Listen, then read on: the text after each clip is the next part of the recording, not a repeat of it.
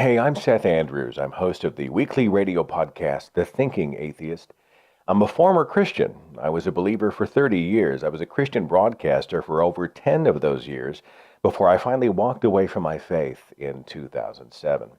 Now, normally I don't take the time to respond to religious videos that are out there. There are so many of them. I mean, thousands upon thousands of them, and most of them are echoes of previous religious messages that are out there. And frankly, in the face of religious claims, there's already a wealth of wonderful, credible, vetted, peer-reviewed information out there for anybody who cares to look. But there's a young pastor. His name is Josh Feuerstein. You've probably seen him on social media. He's got the close-up camera, the beard, the red ball cap. He's been getting so much attention lately that I felt like a response to his latest video was appropriate. Now, Feuerstein has gone online, and he's made a challenge, specifically to atheists, of a cash reward of $100,000 to anybody who can prove that God does not exist. Josh, science called and said, "You're doing it wrong."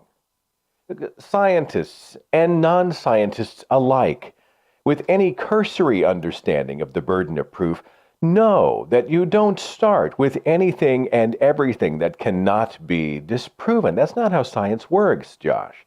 Look, by that standard, fairies exist. The boogeyman exists.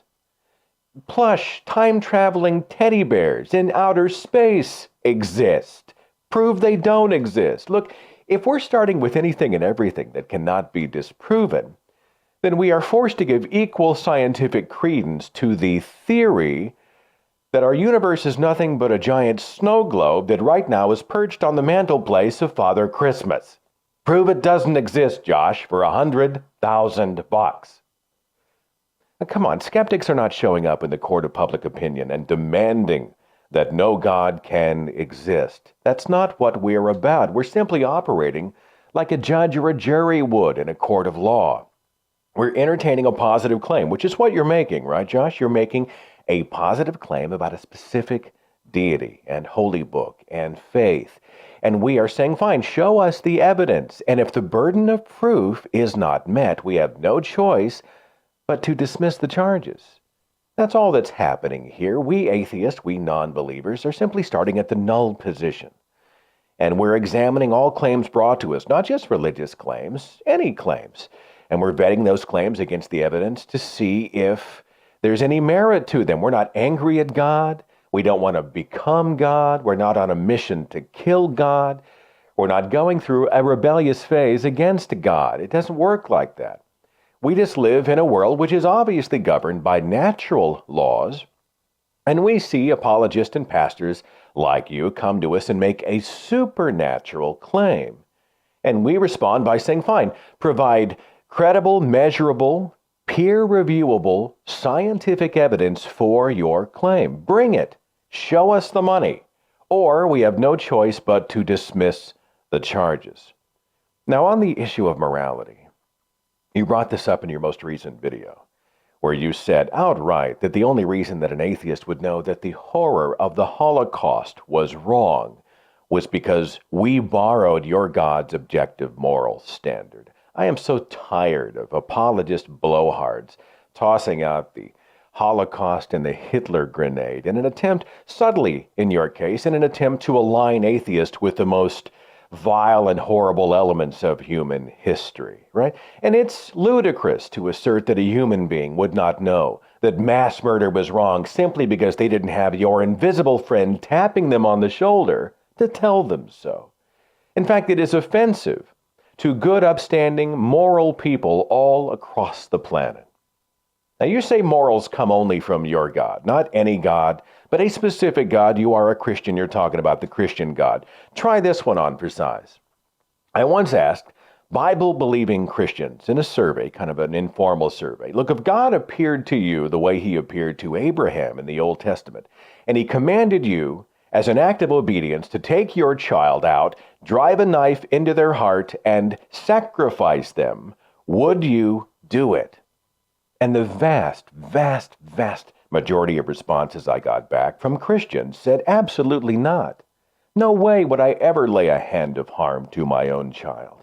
In fact, many admitted outright they'd rather receive punishment from God for their disobedience than to hurt their child. Now, why do they respond this way as Christians?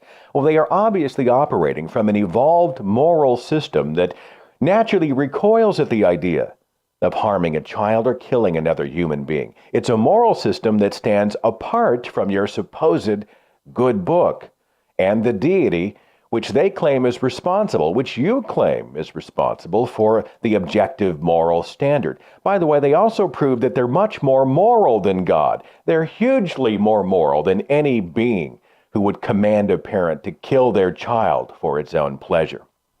Now, Josh, you like to use the word accident or accidental when you're talking about evolution, when you're talking about the Big Bang and the cosmos, a hugely intellectually dishonest way of describing life and our planet and this universe, which is an amazing symphony of random, yes, random, and measurable and predictable phenomenon.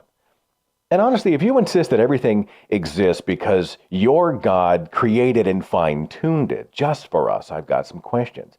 Ask God why the whole of legitimate evolutionary biology only sees evidence of evolution. That's all we see. Common ancestry with living things, both animal and plant, verifiable down to our DNA as we decode the genome. A universe measurable at about 13.5 billion years of a natural world governed by natural laws. Ask your intelligent designer about some questionable design decisions that have been made, like earthquakes that cause tsunamis that wipe out 250,000 people in a single day, redundant DNA, a sun that gives off harmful UV radiation that gives people cancer. Vestigial organs and limbs, explain those. Pelvises found in whales. Human embryonic tails. Useless insect wings. Deep-sea fish that have eyeballs but cannot see, are completely blind. Flightless animals with wings. Wisdom teeth. The list goes on and on and on. In fact, while you're chatting it up with God, ask him why he bothered to give men nipples. Always wondered about that one. And the biggest question that I would like you to ask God on my behalf, by the way, a God who I consider to be the hide-and-seek champion of the universe. Why, with eternity in the balance, heaven and hell in the balance, here in the year 2014, the information age, why has God been so ineffective at proving himself to humanity that right now a full 2/3 of the planet worships either somebody else or nobody at all? Why is the only written instruction we have the product of anonymous authors who were working 1,400 years before the invention of the printing press? Why would an omniscient God, a God who knew everything past, present, and future, continue with a plan that he foreknew would fail and result in the damnation of billions? He's omnipotent, right? He can do anything. He could have come up with a better plan.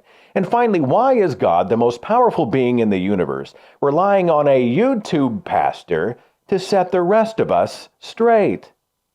This is not an ad hominem against you. This speaks to method. It's a legitimate question. If God really cares about me, and he can talk to me the way he talks to you, why am I stuck listening to you? Why are any of us listening to you?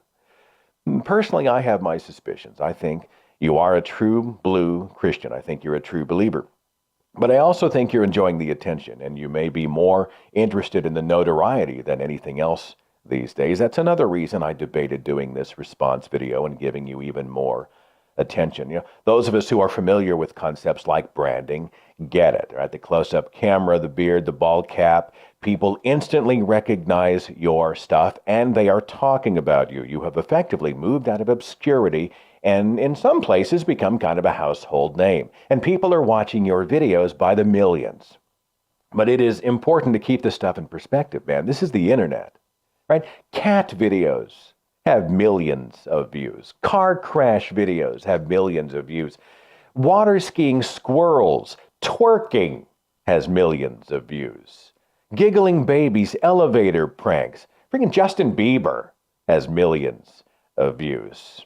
And while there is no doubt you have tapped into this sort of lazy, hazy, casual Christian viewing public, Look, you're essentially preaching to an entire culture of people who thinks it's perfectly fine that God lets 14,000 children starve to death today while he's busy helping them find their car keys. That's your demographic, right? They've got a Bible in every room of the house and they lug it to church every single Sunday, but they have no idea what's in the thing, and they couldn't even tell you who wrote the book of Genesis, arguably the most important book ever written. That's your demographic. And there are some of us out here who simply hope that one day some of the people in your audience will come to the conclusion that they have a greater desire to know than they do to believe. They'd rather know than believe. They'll ask questions before they claim an answer. They'll reject faith and crave knowledge. They'll start getting their science not from pastors, but from actual scientists. Wouldn't that be something? That they'll accept hard evidence presented right in front of their faces, and they'll start thinking for themselves instead of relying on Joshua Feuerstein to spoon-feed them these empty calories of armchair theology and cell phone videos on the internet that contain bogus rewards to millions of people who should already know that you can't prove a negative. Look, a God who genuinely cared about us would have already proven the positive claim. He would have already proven that he does exist beyond a doubt. Josh, the world is waiting. Science is waiting for the real burden of proof to be met.